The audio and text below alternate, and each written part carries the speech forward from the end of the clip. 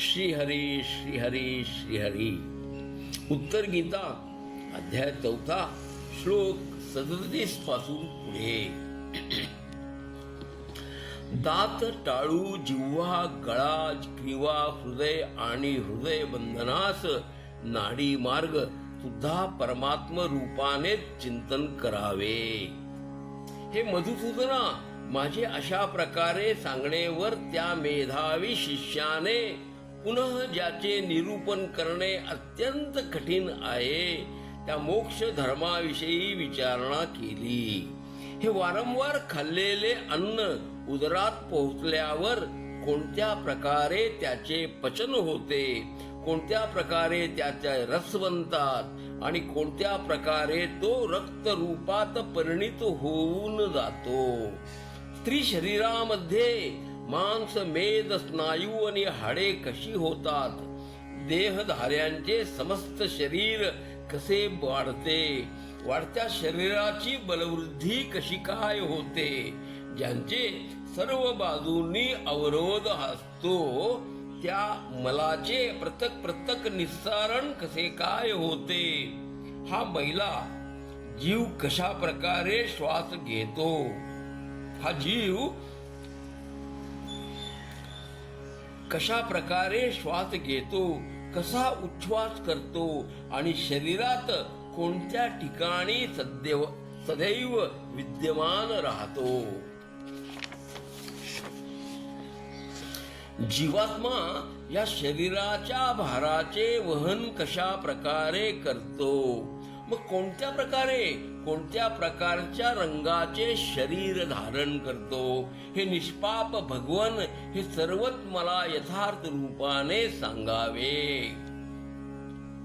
हे शत्रुदमन महाबाहू माधव, त्या ब्राह्मणाने या प्रकारे विचारलेवर मी जसे की ऐकले होते ते सर्व त्यात सांगितले.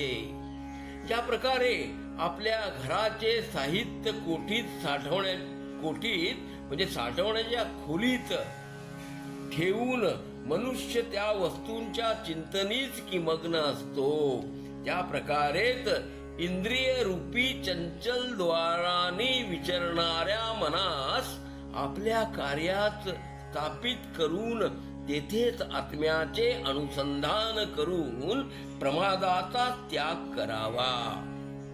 या प्रकारे सदैव ध्यानास्तव प्रयत्न करणाऱ्या पुरुषांचे चित्त शीघ्रच प्रसन्न की होऊन जाते नि तो त्या परब्रह्म परमात्म्याची प्राप्ती करून घेतो. ज्याचे साक्षात करणारे मनुष्य प्रकृतीस तिच्या विकारांसह जाणून घेतो त्या परमात्म्याचे या चर्मचक्षुंनी दर्शन नाहीत होऊ शकत. संपूर्ण इंद्रियेही त्यात ग्रहण करण्यास्तव असमर्थच आहेत. केवळ बुद्धिरूपी दिव्याच्या साहाय्यानेच त्या महान आत्म्याचे दर्शन होऊ शकते. तो सर्वत्र हात पाय असणारा, सर्वत्र नेत्रधारी, मुखी आणि डोके असणारा आणि सर्व बाजूस कर्ण असणारा आहे. कारण त्याने या संसारी सर्वांनाच व्याप्त करून तो स्थिरसा आहे. तत्वज्ञ जीव स्वतः शरीराहून पृथक मानतो. तो शरीरात राहूनही त्याचा त्याग करून त्याच्या पृथकतेचा अनुभव करून आपल्या स्वरूपभूत केवळ परब्रह्म परमात्म्याचे चिंतन करीत बुद्धीच्या सहयोगाने आत्म्याचे साक्षात्कार करतो. त्यावेळी याच विचाराने हसत राहतो की अहो, मृगतृष्णामध्ये प्रतीत होणाऱ्या जलाप्रमाणेच माझ्यातच प्रतीत होत असलेल्या या संसाराने मला आतापर्यंत व्यर्थच की भ्रमात ठेवले आहे. जो या प्रकारे परमात्म्याचे दर्शन करतो तो त्याचाच आश्रयाने अंती माझ्यातच मुक्त होऊन जातो. आपल्यातच परमात्म्याचा अनुभव की करू लागतो. द्विजश्रेष्ठ, हे सर्व रहस्य मी तुम्हाला सांगितले. आता मी जाण्याची अनुमती मागतो. विप्रवर, आपणही सुखपूर्वक आपल्या स्थानी परत जावे. हे श्रीकृष्णा, मी असे म्हटल्यावर तो कठोर व्रतपालन करणारा माझा महान तपस्वी शिष्य ब्राह्मण काश्यप इच्छेनुसार आपल्या अभिष्टस्थानी निघून गेला.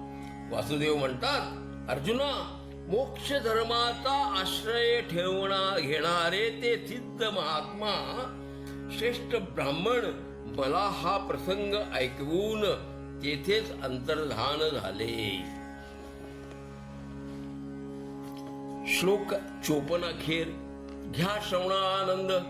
हरिओम तत्सत. हरिओम तत्सत. हरिओम तत्सत.